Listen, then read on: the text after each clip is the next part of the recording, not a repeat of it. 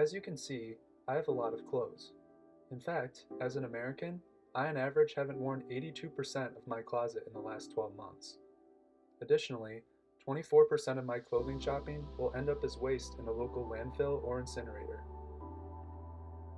With consumers demanding more cheap, affordable clothing, it puts a lot of pressure on the fashion industry to cut production costs in order to make profit on such small margins.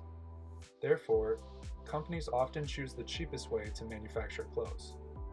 Furthermore, this usually means using fossil fuels such as coal to power factories and dangerous chemicals such as chromium-6 to dye and treat clothing.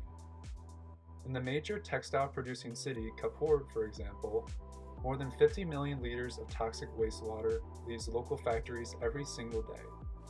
Furthermore, this toxic wastewater not only flows into local agriculture, which degrades the soil and kills crops, but it also pollutes the nearby sacred Ganges River. Along with the manufacturing process, the fashion industry also degrades the environment at the farm level. In fact, 80% of the cotton in the high plains of Texas has been genetically modified to be Roundup Ready in the past decade. Roundup Ready means that farmers can spray whole fields with pesticides instead of hiring laborers to spot spray. Not only does this contaminate and degrade the soil, but it also contaminates local water sources such as rivers and groundwater that people get their drinking water from and where diverse marine life lives. As you can see, the fashion industry has a significant negative impact on the environment. Instead of taking accountability for their environmental impact, most fashion companies still employ the same practices due to high consumer demand, desire to increase profits, and the pressure to provide jobs to people in poor third world countries.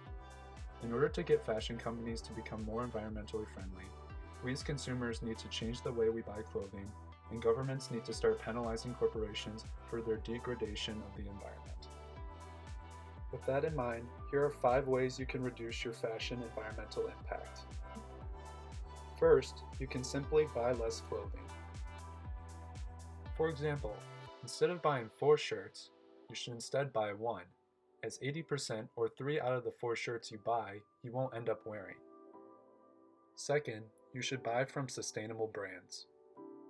While shopping, you can look at clothing tags to see if the company is sustainable. Third, you can refashion old clothing. For example, I can cut the sleeves off of this old t-shirt to make it so that I can exercise in it. Fourth, you can buy used clothes online. There are many platforms such as Tradesy that allow you to sell your used clothes online.